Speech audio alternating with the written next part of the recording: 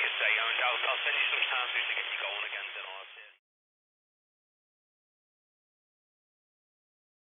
Hey, today I wanted to show you a couple things. My stealth install of my Midland MXT275, and also how to run antenna cable up to a cowl mounted antenna without going through the firewall, and also some options for running power or getting wires from the cab into the engine compartment using existing grommets and locations without having to drill.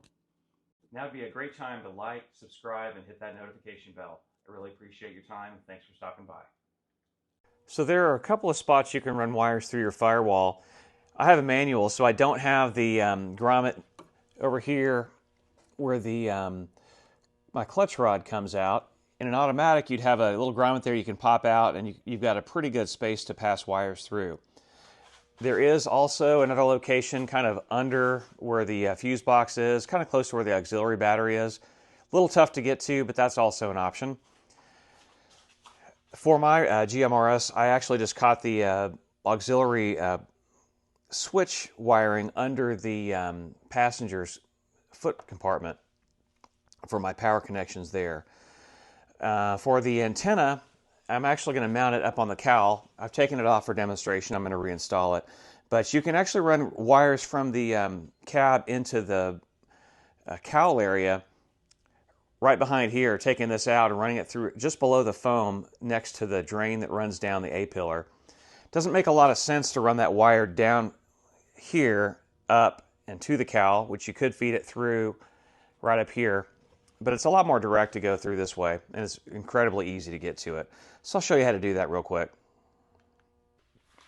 For the antenna mount, I'm going to be using a cowl mount from Cooltech. Basically, take out one of these screws, either the closer one or the further one out. Replace your T40 Torx screw with this 5mm Allen bolt, which has the spacer as a standoff, and that's where that'll go. The wire will just come out at this part of the cowl, or you can do it back here. I'm going to do it up here and mount it in this spot.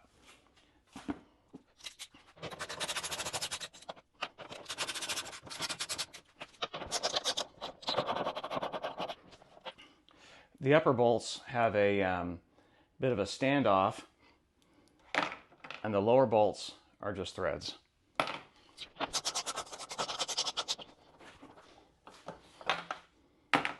Okay, it just slides out this way,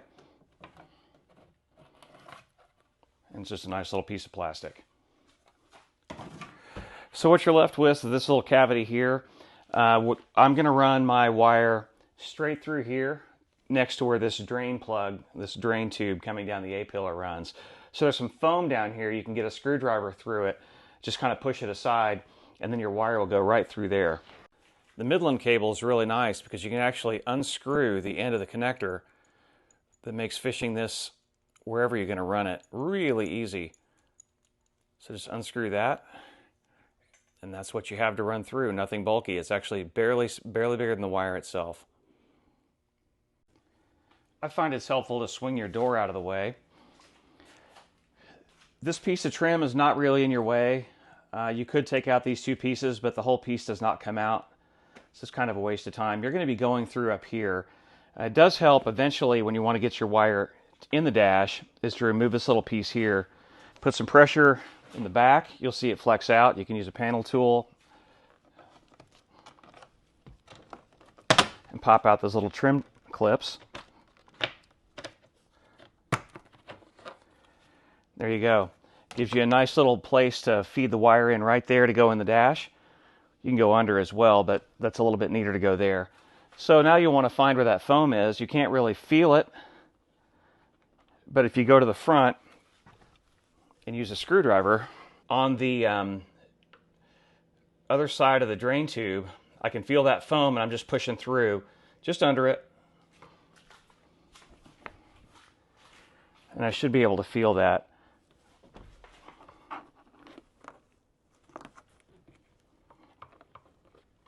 The end of my screwdriver is right there.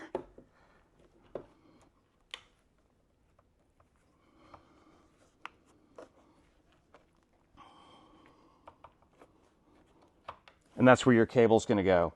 You're going to want to feed it from the engine side in through the firewall, because that's the end of the connector that you've unscrewed on the Midland cable, leaving the bulky part outside. So I'm basically just kind of making a little space for that cable to go through, and then I'll get the cable and push it through from the other side.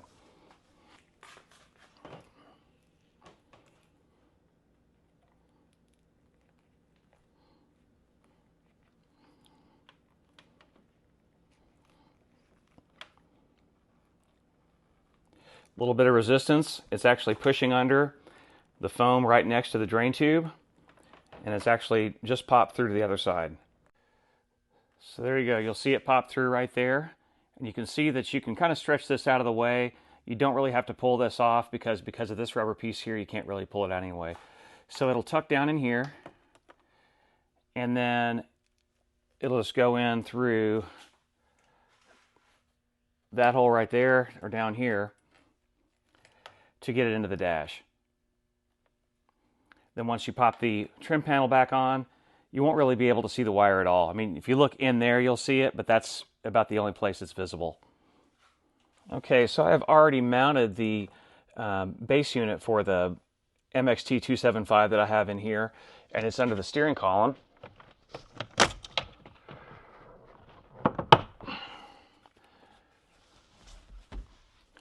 Which is actually right up here. I'll give you a closer view of that. So my wire's going in down here. I'm going to pull out my slack, tuck this out of the way, and I'm going to have to coil up the rest of this loosely. I mean, you can talk about coiling antenna cable, but I hear the internet will actually explode with the debate that it'll cause. I've had it this way before, not a problem for me. Yeah, sure, maybe I could get some better range by doing something better, having a shorter cable. Good luck finding something shorter than a 16-foot cable for these. If you know where to find one, let us know down in the comments, and we can pass that on. So I actually have, like I mentioned, the base unit is right up here. It is attached to the top of the modules below the steering column and out of the way. Under the seat, zip tied to the sliding forward and back mechanism, I have the external speaker, which is a SPK 200 20-watt speaker, which is nice because being a soft top on the highway, I can't hear the radio at all. If I'm listening to music, can't really hear the radio, and if the top's down, can't really hear the radio. That external speaker is super loud, takes care of all that. And it actually doesn't interfere with storage. It fits right between, in the center of the seat, between the handle. And I'll roll in a couple pictures of that here in a moment. That actually just picks up power from where the radio has it, which is wired into the auxiliary switches. I'll spare you that. There are plenty of videos on how to tie into the aux switches.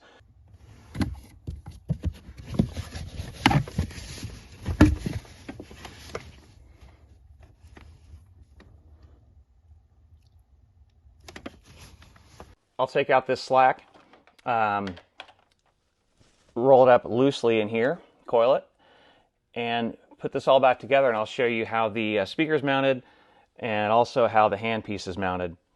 The base unit is actually in there with some command strips, so I can get this thing out if I need to, no problem, and it does not come loose at all. It actually stays really tight in there.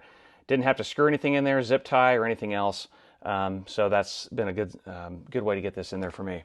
Okay, you can see the radio module is on top of that stack there. I've used command strips to hold it on, and like I mentioned, it's been totally fine. So I have basically this coil of wire, which I'm going to put in there, loosely coiled.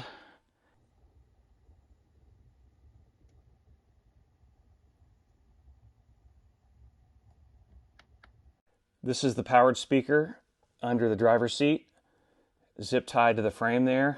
Doesn't interfere with anything, doesn't rattle. I can still get to the control buttons if I need to. All right, so I'll just put it back together. This is all tucked in, not any pressure anywhere. It's going to come around from the front.